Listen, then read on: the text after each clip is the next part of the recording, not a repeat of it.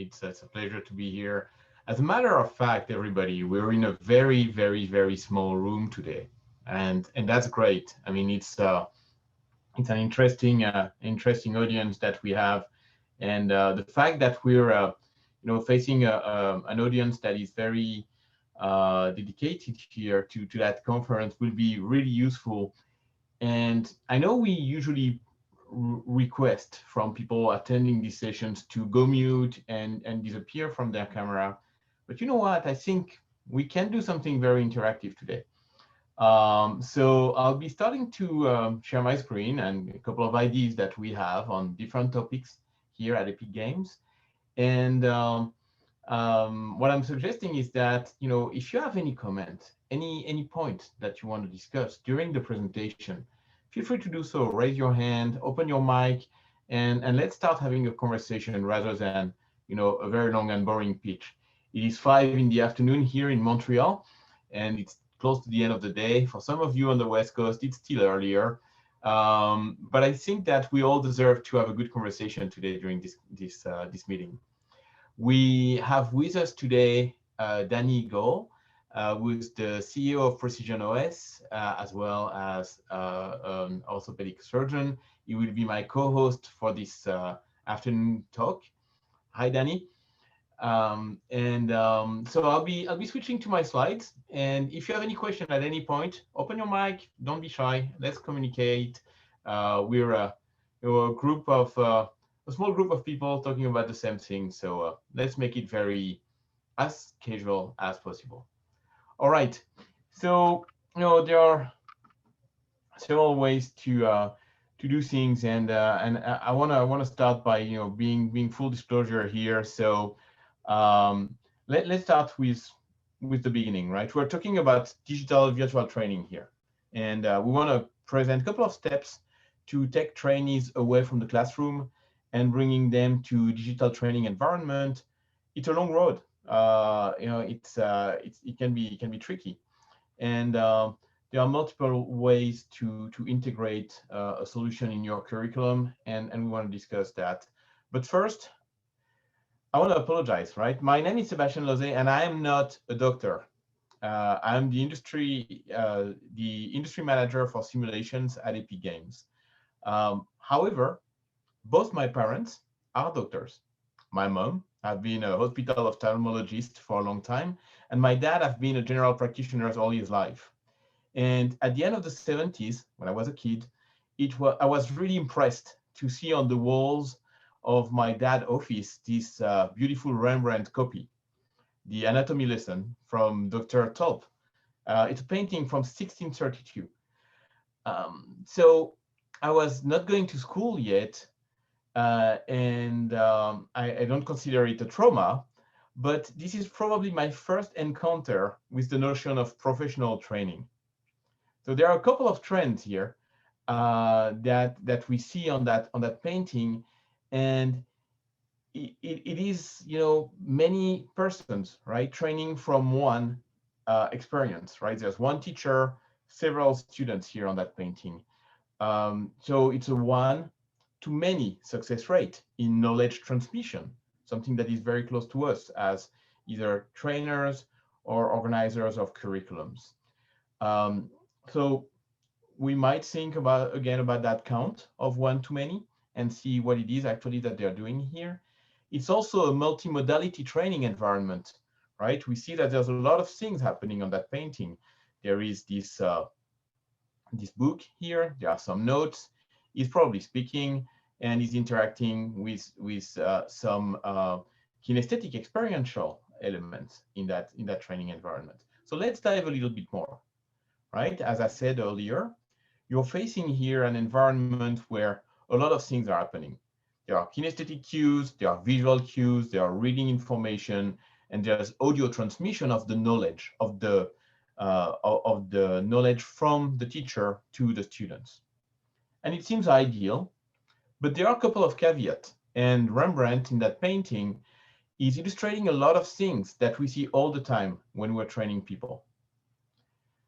The elements that are really, really interesting here is if we focus on the faces of the students, we may notice a couple of interesting points here. While you see 7 students in that painting, only one of them is actually engaged into the training, the one circled in green here. He's very close, he's looking at what the teacher is pointing to, at the interaction with the body. So there's a benefit from the kinesthetic cues, from the audio cues. The book is in front of him on the opposite side of the cadaver here, and is actually benefiting from all the different elements. You have one guy who's totally the opposite. He's really too far, right? He's barely getting the soundtrack from the teacher. He can't see anything. He's directly in contact with the voice. He can't see the book. He doesn't have access to the reading experience. He's really too far, too remote from the training experience. Then you have those who are only reading, only focusing on the book cues, right? You see their eyes pointing at the books here. And really what it tells us is that there's a level of disconnection between what we can bring to them in terms of modality for training and what they are actually learning from that experience. So, it is interesting. And the most disturbing thing here is that the painter represented 3 of the students out of 7, which are entirely distracted, right? They're not looking at the book. They're not looking at the teacher. They're looking at the painter right now. Why are they doing that? Well, probably they're not immersed correctly into this environment. They might not be engaged in the environment or in the training activity that's happening. So, let's fast forward a little bit. Well, what I want to do, is to give you a little view of the simulation community evolution today. What are the trends and technology that we see?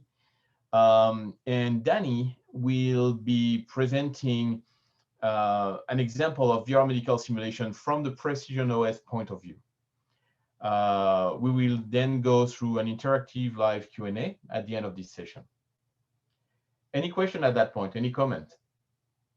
Are you still here? Good. I see we still have people there. That's a good sign. So I'll continue. So a couple of trends. This is where we come from, and long time ago. And training evolved, and we all know that, and we all do our best to make training better. But there are a couple of things that are very, very challenging. The first one is when you train people, you don't want them to either have something repeated all the time if you want to surprise them, or to have things that are so different that you can't judge your trainees on their behaviors from one exercise to the next, right? If you don't have a level of determinism in the simulation application that you're building, well, one trainee might have a fantastic experience and might have a super good result on one exercise, but the exercise might be very different for another trainee, which will have different results, and you won't be able to evaluate them and to judge them correctly. So while determinism is very important, the stochastic aspect of our training is key as well. You need to introduce level of variability so that there's no linearity in the training, both to protect the engagement of the trainees, but also to protect the element of interaction that makes it different from a book, for example. So it's very hard to achieve with a mannequin solution or a cadaver-based experiment, because you will have very hard time to have the same experience from one day to the next. If you want some elements of your training to remain constant and reproducible, while the others will vary, right? So books can be a very good answer to that, as they can describe concepts which are both deterministic and stochastic, based on the narration of several solutions and several exercises. That's one first point, right? This notion of stochastic and deterministic at the same time. Well, a typical example here is done through the work that C4X Discovery were doing when they're studying scenarios and analyzing scenarios for new drugs development that they're doing in the research they're making around Alzheimer,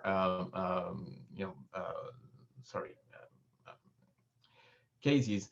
and the use of digital equipment to support both the stochastic and deterministic research that they're doing. Now, the other element we want to talk about, and from that one, I'm making a reference to this simulation in medical education research done by presented in the Journal of Royal College of Physicians of Edinburgh, where this team was illustrating the fact that the ultimate goal is to engage learners to experience the simulated scenario, right? The minute you have people entering a room and they're not engaged, you can have the best simulator in the world. The learning transfer will be very, very low. And that's not new. I mean, that's not new to the digital training. It was already the case with mannequin-based training, where you want to bring people through an experience, an entire experience, and funnel their brain towards the actual experience when they enter the training room.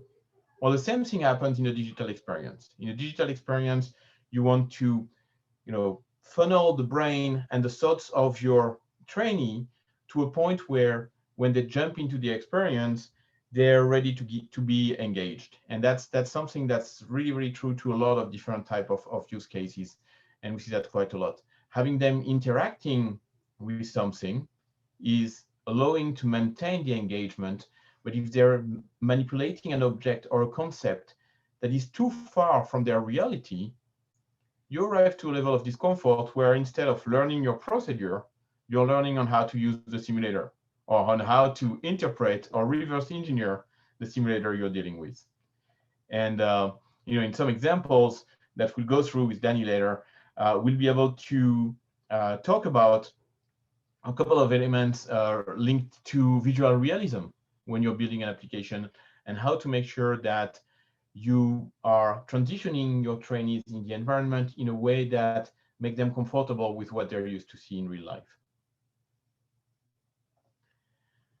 Another key point to keep in mind is building patient interactions, right? That's no matter what type of training you're building in the healthcare domain, making sure that trainees are used to interact with patients and their families is very, very, very important. The procedures, the training, not only about the technical activities and the technical procedures that you want to learn, but also learning about interviews, about interactions, about handling the emotional reactions of patients or their families is very key. And to that extent, books are not ideal, right, to interact with humans, or videos are not ideal to interact with humans. Even 360 videos, if they're playing over and over and over the same thing, it would be hard to get emotionally attached to the character that we see on the screen or to interact with it. Same thing goes for, in some cases, mannequins are very well animated. They have very good capabilities to show evolution of the skin color, evolution of the emotions through the eyes. But in some cases, they're a bit rudimentary in that. And when you hear a mannequin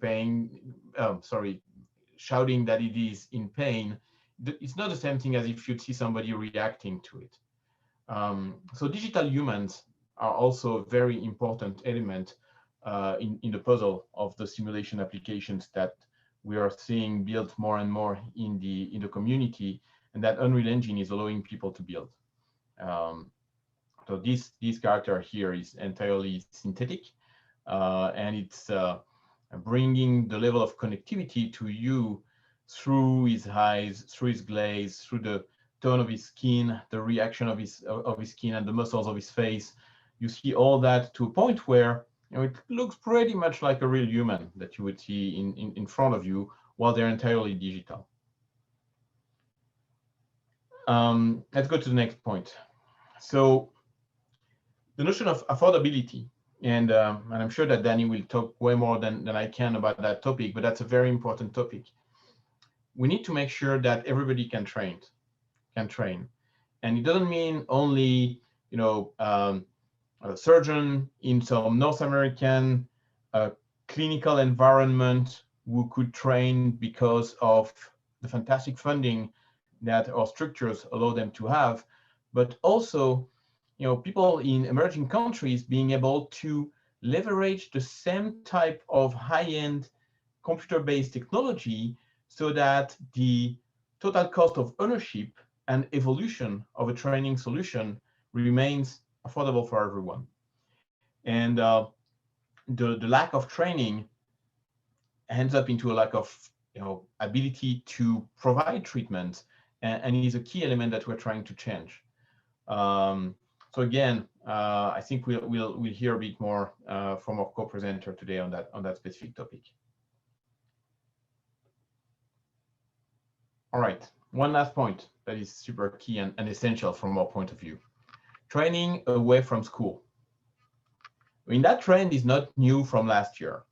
Okay, it's not because suddenly we realize that we are not prepared to have trainees being working from home or being working remote from the training center, and the panic that has been created last year because of the global healthcare situation. So, as I said, not because of that, but that amplified tremendously a trend that we saw for years, that you saw for years. And being able to train remote is one thing, but also making sure that the curriculum can adapt to the trainees, right? That the curriculum can be personalized, adapted, self-paced, so that trainees, no matter what is their specialty, either doctors, nurses, surgeons, any practitioner in the global healthcare domain, can get to a point where they can train when they want and where they want. So all that is driving us to that point here, back to Rembrandt, right? If we look at a spider chart of what Rembrandt in that painting was representing, he was representing an environment that is shown in the blue line here, right? It is a very validated environment. Obviously, there's nothing that can be wrong in terms of data when you're actually using a human body. Well, one thing can be wrong. In that case, this one looks pretty dead. So, if you're looking at parameters that are traditionally used in anatomy on a live person, well, there's a bit of a differential here. So actually, it might not be entirely validated if they try to express things that are related to a normal behavior of a human. It is, fairly engaging because it's more engaging than a book for the students, right? So they are confronted to something that is real, that is interactive, that is behaving the same way as the same thing, as the real thing they will deal with. Affordability, probably in the 17th century, there was no shortage of cadavers. Mortality was higher than it is today, obviously, and medical schools could have access to the right assets for their demonstrations. But that's very, very different today. So our goal is globally to reach a point where we're both replicable, engaging, allowing patient interaction, affordable, able to train away from school, and validated. And all that is not possible. You can't go there. I mean, it's very, very tricky to assemble elements that bridge all these points and link them to 100%. But guess what? It's not the end of the world, because what you want to do is to find the right balance between these points to make the training simulation capability that you want to build the ideal one for you, right? So the ideal simulator is actually the one that is solving your problems, dealing with your curriculum needs and your challenges when you're facing your type of trainees for your specific needs. So it's not a one-size-fits-all. There's not a meta simulator that solves all the problems for everybody, but they're usually following the same cadence, the same pace of how to build that simulation experience. You need content. You need 3D content, to be created. You need a way to define a scenario or an experiment and execute it to configure your exercises and execution management. That is also the connection with your LMS system. All these connections, at the end of the day, are really focusing on making sure that you analyze correctly the trainees' interaction and the way your trainees can interact with their environment, and what is their progression, what is the learning transfer that you create. So why are we here, right? Hi, Seb, Epic Games, that's weird.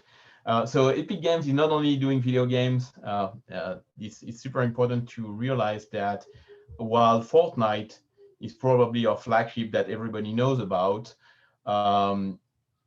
Fortnite is actually based on a structure that is called a game engine that allows users to create virtual experiences. One of them is a game, is Fortnite. There are many others. And that tool that we create, that game engine, is called Unreal Engine. So Unreal Engine is used by approximately 12 million of developers in the world. It's a free and open source environment that allows users to build any type of simulation, any type of virtual interaction that they want. And that's where we are, right? That's where Unreal is living, in the framework level of when you're building a simulator. When you're building a simulator, you need a framework. You, in some time, need to integrate with some specific devices or specific equipment or specific logical flow. You then need to create your specialty features and implement them. And then, obviously, once you have your scenario editor, you will create your curriculum and define your curriculum. So why we're here today is because we're supporting these two layers with Unreal Engine. We allow people to get a framework that they can base and found their solution upon. And we are reducing the integration effort by putting together all the right work to make sure that you don't have to deal with the integration yourself. And if you do have to deal with the integration yourself, it means we're not doing our job correctly. And that's exactly why we're here today, to hear from you what might be missing, or hear from you in the future about what's missing. So back to definition, Unreal is an open, user-centric game engine. You can read this definition better than I can spell it. And the last point that I want to leave you with is the fact that Unreal is free and that the source code is in the open. It's available for anybody to download, and everybody can build something from it. What it looks like, it depends a lot, depending on the application you're building. In some cases, you need lower fidelity because of visual, because you're dealing with an environment that is more focused on procedures, right? Here, in the case of this simulation created by Torch Technology, they are focusing on the anesthesiologist procedures to balance everything for a specific patient. In the case of the research done by Hirofumi CEO in the Tokyo University about brain clots and how to solve them, they are focusing mostly on anatomical representations. In the work being done by Precision OS, that Danny will talk about in a minute, the focus is really into the interaction and the accuracy of the visual cues so that the trainees can find something that is as true to life as possible in front of them in a very portable environment that can be shared and transferred from one trainee to the next. Some people, as we said, are focusing more onto the realism of faces and facial expressions with the digital humans to make sure that they create a very strong interaction between the trainees and their patients and their patients' families. So, at that point, I want to give the opportunity to Danny to come and present. So, as I said earlier, Dr. Danny Goal is an orthopedic surgeon as well as the CEO of the company Precision OS, based in Canada, as well as I am right now. but on the other coast. So Danny, it's earlier for you. I'll let you take the mic and continue the presentation.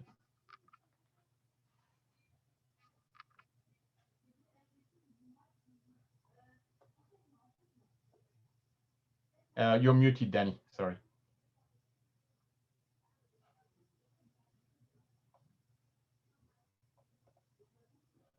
You're still muted.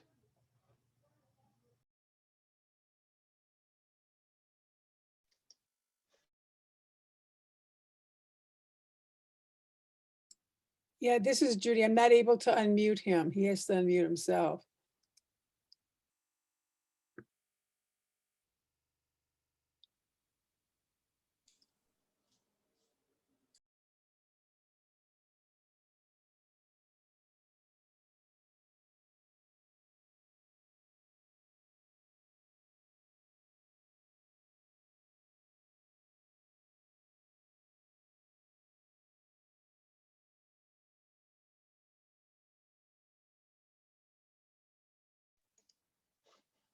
Okay, can everybody hear me now?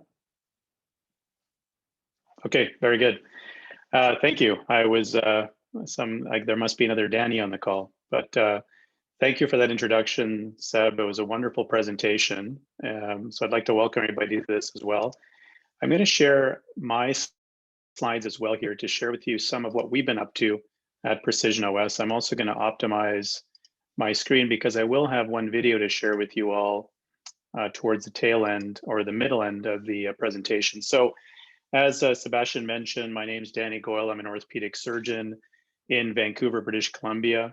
And I'm also the CEO and founder of Precision OS, which is a virtual reality surgical education software platform. And I'm going to share with you how we have really optimized our use of the Unreal Engine to create some of the content for this platform. So, I think Sebastian did a really, really nice job of looking at this, and being a surgeon educator myself, the goal of what we're trying to develop is not meant to replace the cadaveric specimen. What I wanted to highlight here is what are the limitations of our current model of learning. So when we look at a cadaveric learning model, we can't repeat use. It's not contextual, meaning that most of the cadavers are typically normal. It doesn't impact learning curves. There's been no evidence to suggest that if I operate on a cadaver today, that I'm a better surgeon tomorrow or the next day. I don't really have the opportunity to learn from mistakes. We usually learn that sadly on our patients. While there's no patient risk or surgeon risk, it's very expensive, and it is by all intents and purposes a limited access resource. Now, as a surgeon, anybody will tell you that we learn a lot from our patients, and the reason is because we're operating in an abnormal situation, referred to as contextual learning. We know that the more patients you operate on, the better you do get. And sadly, we do learn from mistakes. So with what we did with Precision is try to capture all the deficiencies of cadaveric training while also maximizing what we do in patients, but providing it in a safe digital environment. So with Sebastian's comment about Unreal being a game engine, I think the only reason I'm able to present to you what I'm able to show you is because of this hybrid approach with two industries that have really never merged together. So I mentioned I'm an orthopedic surgeon. I've got experience on both the industry side as well as the professional society side. I'm an examiner for the Royal College as well as a member of many professional societies in orthopedics. My two co-founders, Colin and Rob, have come from the game development industry. And so they're each 25 years veterans in this industry. Colin is a software engineer and Rob is a technical artist, and he makes what we present look real. And Colin makes it feel real, and I bring the educational twist to all that. So here's a video of some of the work that we've done over the last several years. And one of the things that I really want to impart with this video is that what we're trying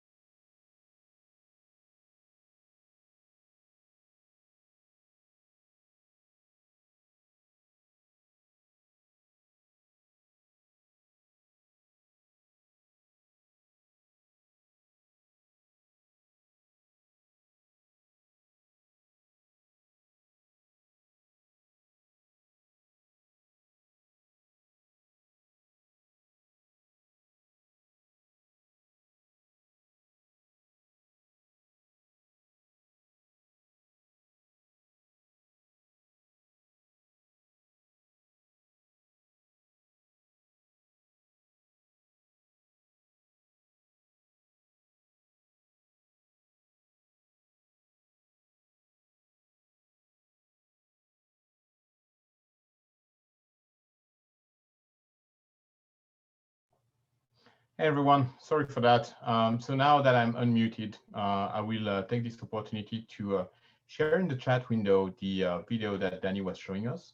While it will give him the opportunity to reconnect with us, it will give you this opportunity to watch it at your own pace on your screen with potentially a better frame rate than the one that we have through Zoom. So bear with us in a minute. I will be sharing that a little video. Danny had a problem with his computer prior to joining the call today, so it might be the second crash of the day. Things like that are coming when we're presenting live, and that's the beauty of being live in sessions with all of you guys today. It's that there's magic happening, and the magic right now is that we're improvising, and that works. So if you check out the chat window that we have, you will be able to check that video here. So while we're waiting for Danny to come back, I suggest that you have a quick look at that.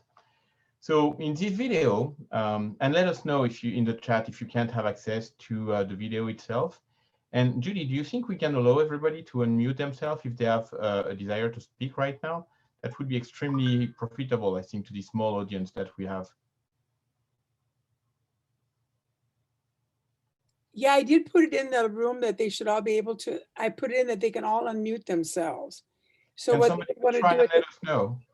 Yeah, they should try it at the bottom of the screen. There's a mute, or they can go up to their picture and just hit the microphone. They should be able to unmute themselves. Do we have a volunteer that might want to try that? It says I can't unmute myself. Yeah, some people can't unmute. Most Okay, of them. I'm going to go into the main control. I'll be offline, but just keep it continue. I'll go into the main control. Thank you, Judy. Uh-huh. So while we're waiting for this ability to interact with you guys, I'm suggesting that this little video gives you a little bit more of cues about the technology that Danny, Colin, and the entire team at Precision OS created. One interesting factor here is that we're facing a team that is, as Danny was mentioning, a mix of experts of different backgrounds.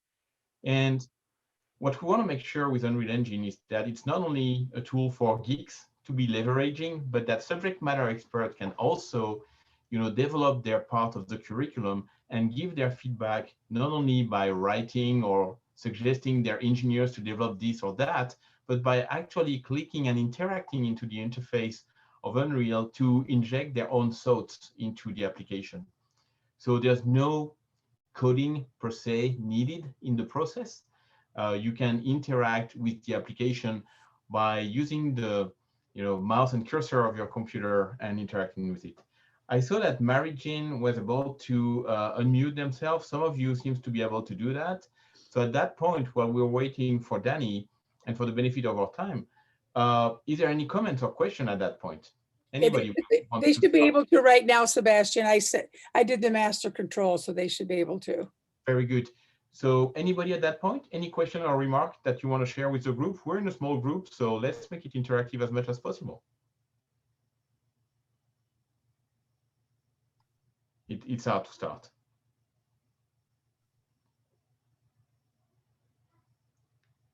All right. Well, there's no volunteer. I will continue, defining what we had here. I can't unmute myself anymore. Jonathan, it seems like you couldn't do that, so I'll try to. No, I can't do that either on your account. Well, best way then. Do you want to type your questions in the chat window and I will repeat them? Everybody can type on the chat, I guess.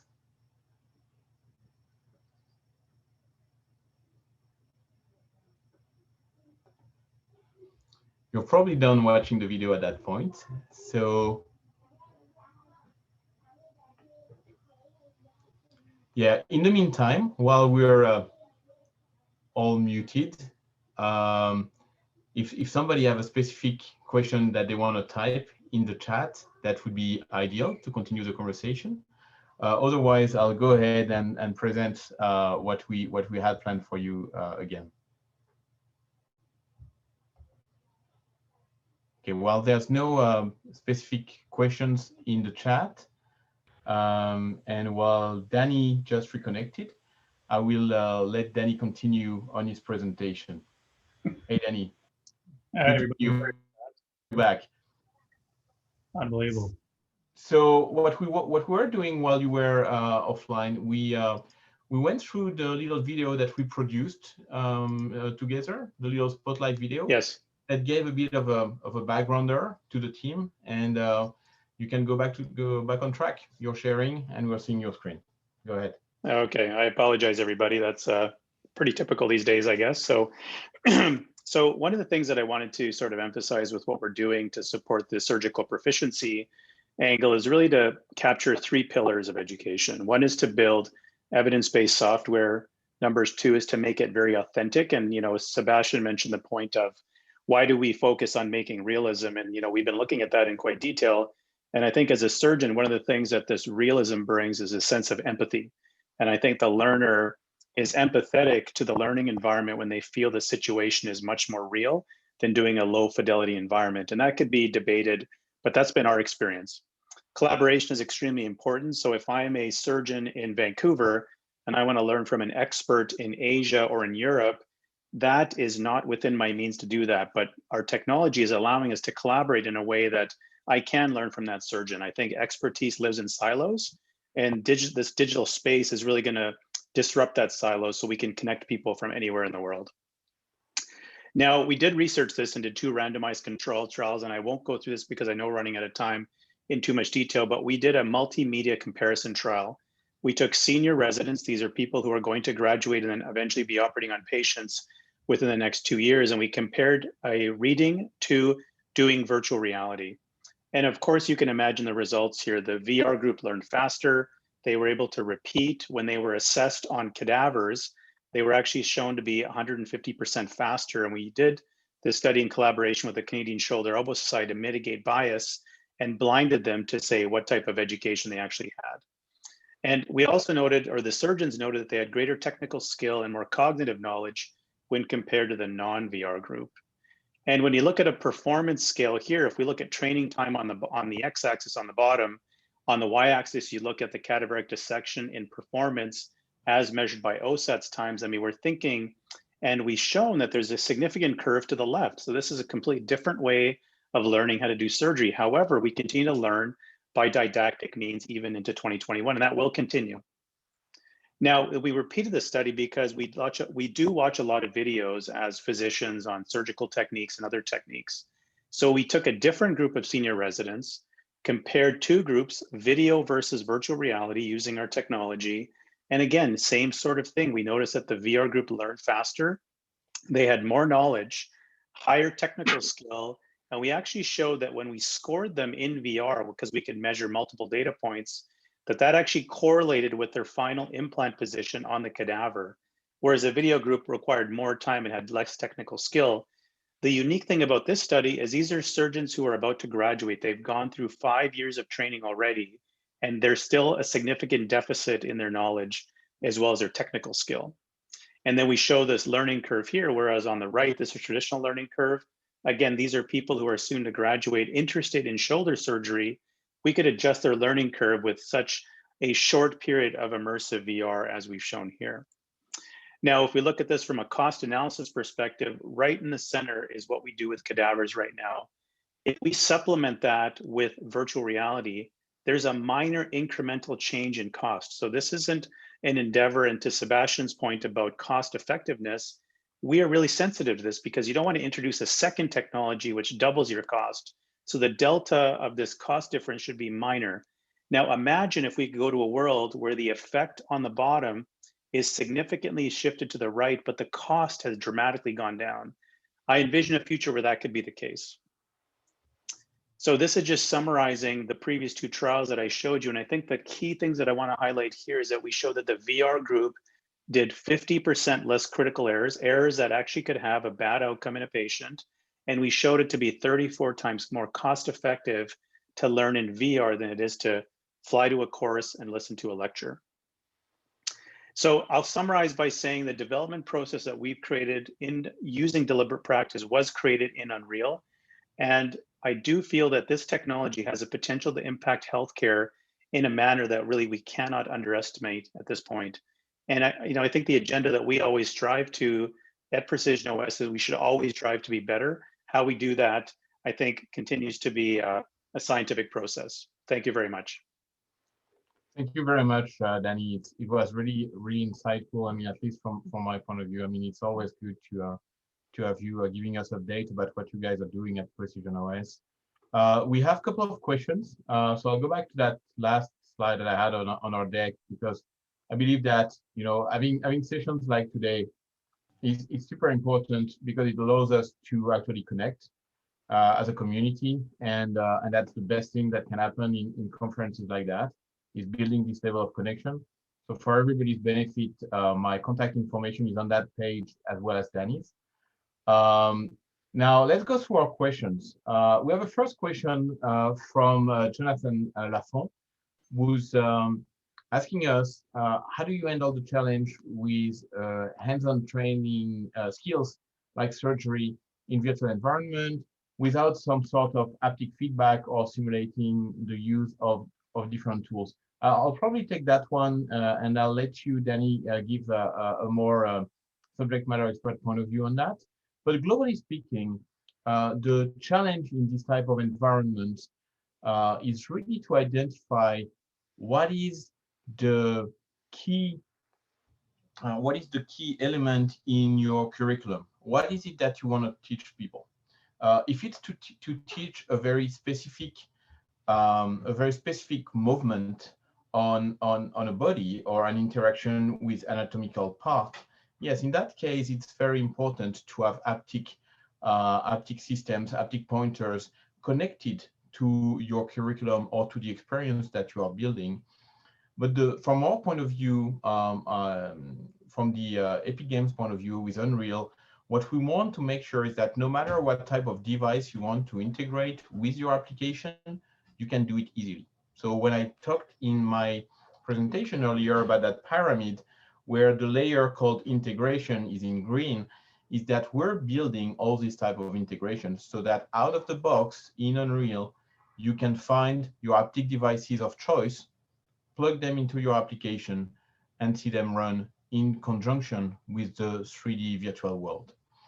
In the case of the applications that are developed in the context of what Danny showed us, there are different curriculum and different type of exercises and scenarios that require maybe less of a precise hands gesture, but maybe more a contextual scenario about how to handle globally the equipment and the procedures. And Danny, I'll let you give more details on that.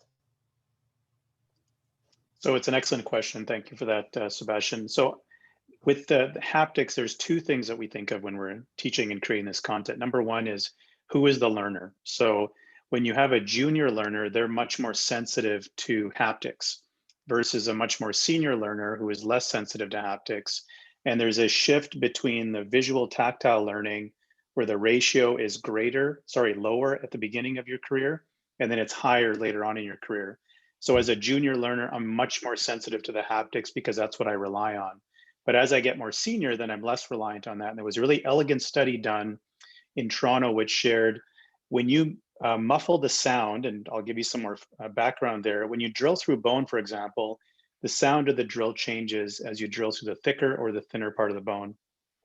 When they took the sound away for the senior learner, they actually plunged, which means they actually had little control in the drill. Whereas with the junior learner, they were much more sensitive to the touch. So it depends on your learner, going back to Sebastian's point, but you can create an area of haptics with this concept called synesthesia. So when you substitute sound for touch, you can actually create a unique ratio that can actually facilitate your learning. So I hope that answers your question.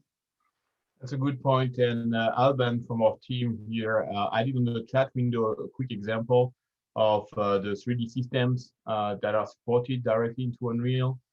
There are more to come, more devices that are integrated. Like every week, we see more incoming from different developers who are providing capabilities that were not integrated at the core of Unreal. Through our open source, you can imagine that many of the device manufacturers are able to create their own plugins and their own pipelines to connect their equipment. That's why we're able to support that many tools that are IOs that can help you to connect your end users to the virtual world and make that transition as seamless as possible. The goal is to make sure that when they enter the room and they put their head-mounted display or they look at that screen, that the transition between that and the real world is very simple. They should not have to learn the simulator. They have to learn the practice that is described to us in their simulator. So that's another point. We have a question here also from Professor Drizzy in Tunis, and question is it possible to apply for abdominal surgery? So while the focus of some of the activities from Precision OS is focusing on the work of our orthopedic surgeon in the demonstration that we showed you today, the work done for abdominal surgery is very, very challenging when it comes to visual elements. The interaction of anatomical parts inside the human body is very hard to compare to very static objects that are easy to isolate and identify, right? When you open a human body, it is not as nice as in the book, right? It is not as stable as in the book. Things are hidden. They're located in complex places, hard to find. You need to go through different layers to find your zone of interest. And that's the beauty of working in virtual, is that anything that you want to create, you're able to create, and you can create them in a context that vary from one patient to the other.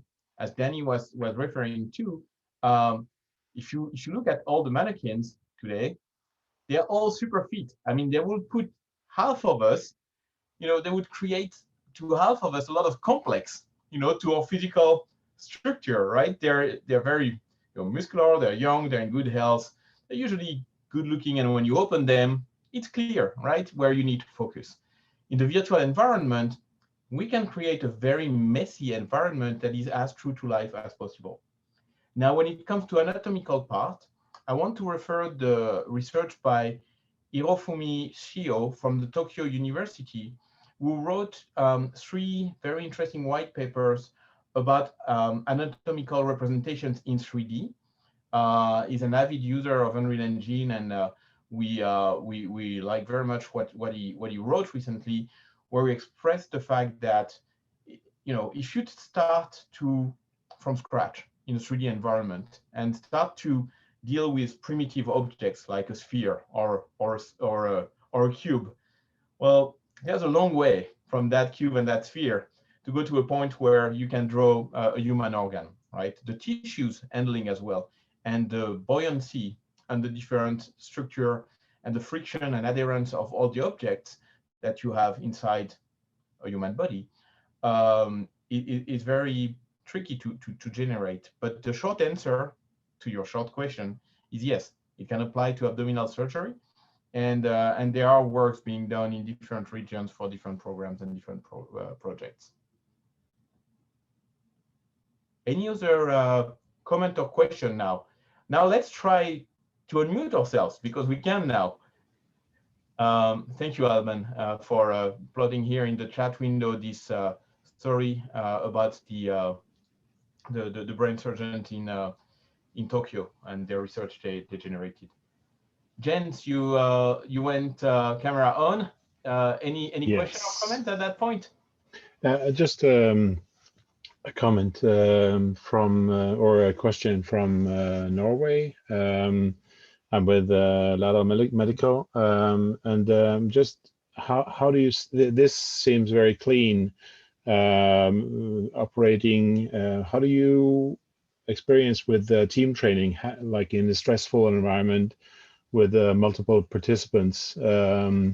Doing like the main objective is team training. How do you have experience on that?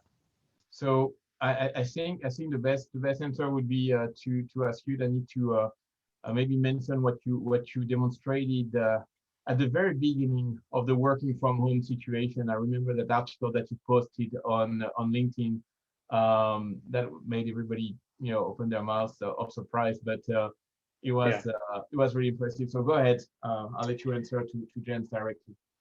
Yeah, thank you, Sebastian. Nice to meet you, Jen. So the collaborative approach is really, really important to us. So we use the Oculus Quest, which, as you know, is a wireless hardware platform.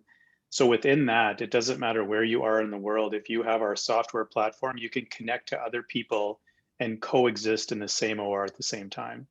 And so what that involves is we've really made that experience authentic. So you're standing across from the other person who's an avatar. I can pass you instruments, you can pass me instruments. We can swap positions, we can communicate to help drive that collaborative experience.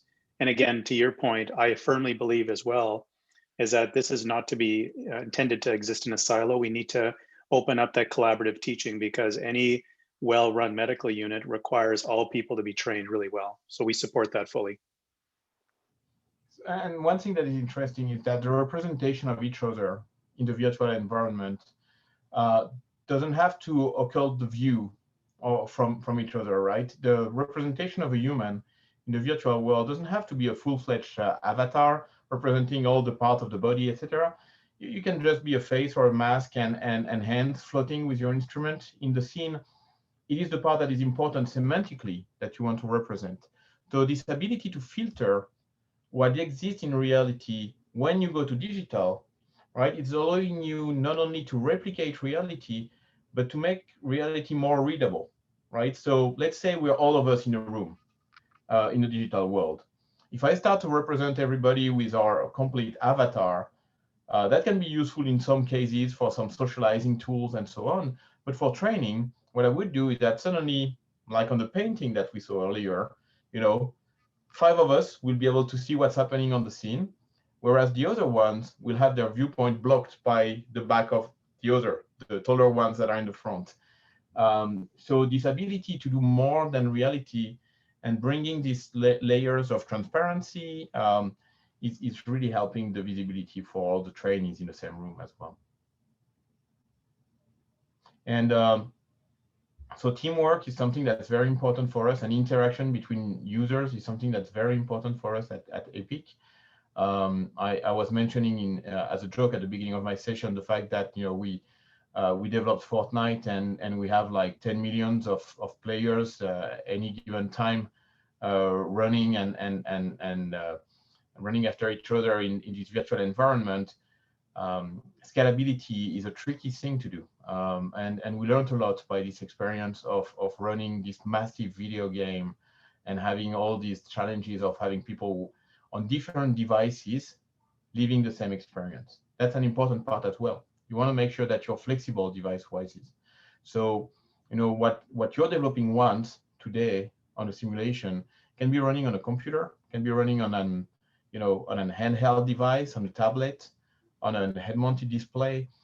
The goal is to make sure that this flexibility of deployment remains very, very strong, right? So, because you can't go to your trainees and say, hey, buy the best gaming computer possible in the world to run your experiment or to run your test, right? That wouldn't fly.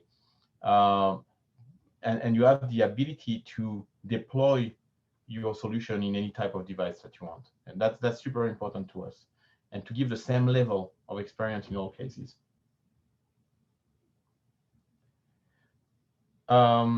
Jens, I think it's the first time that we're chatting together, by the way. And what's your role at Leonardo? I'm an industrial designer at Lado. And I really like your comment on that you should not have to learn the tool, but to interact, because in previous years, a lot of VR has been its own biggest competitor. It's like trying to overcome how you're actually going to use it. So user experience of VR is super important. I think that having that focus is super nice. There is a big, it's probably the thing that animates us the most at EPIC. It's led by our leadership. There is this vision of the metaverse. The metaverse, in the thinking that we have at EPIC, is to make sure that the two universes that we know, the real universe and the virtual universe, get blended somehow, right? To a point where you can transition from one to the other in a very simplistic way without having, for the users, no matter what they are, they can be trainees, they can be, people working in construction, they can be drivers. All these people should be able to go from the real world to the augmentation of their world or the virtualization of their world without being hurt by the technology, right? So this notion of the metaverse is one of the main focus at Epic. And if you want to read a bit more about that, I'm sure that Alban can put a link to a couple of statements from our CEO, Mr. Tim Sweeney, who's probably one of the prime writer on that topic. That's interesting for a lot of people. Any other comments or questions while we're in this session together? We're getting close to the end of our session today, so I'm glad that you participated today. I'm glad that we had the opportunity to have interaction with you, with all of you. What I would ask you is if there's something, any topic that comes to mind after this conversation today, feel free to send us a line. You can use our emails directly here on the screen, or you can use simulation@epicgames.com. That will go directly to the entire simulation team. So I will type it again. It's simulation@epicgames.com. So, and I couldn't type an email correctly, so I will do it again. Thank you for bearing with us. I will type the email correctly now. And I couldn't. I'll do it again. So you will remember that part. You will say, yeah, that was interesting. There was this guy from Precision OS, and then there was Seb from Epic who can't type. And I will read now. Yeah, thank you, Alban. So yeah, you need people to be able to type in Windows. But now you'll remember that address, right? simulation@epicgames.com. Thank you very much for attending. Thank you, Danny, for being co-hosting with us today. Thank you very much, Judy. These Zoom meetings always have their magical moment where muting, connecting, you got your co-presenter leaving. I mean, that's the real life that we're dealing with now. And we didn't see an invasion of a kid yet, so we're lucky. That's right. Thank you, everyone. Thank you very much for this session. Any other remaining questions, feel free to contact us by email. Thank you, Sebastian. Nice to meet everybody. Have a great day, everybody.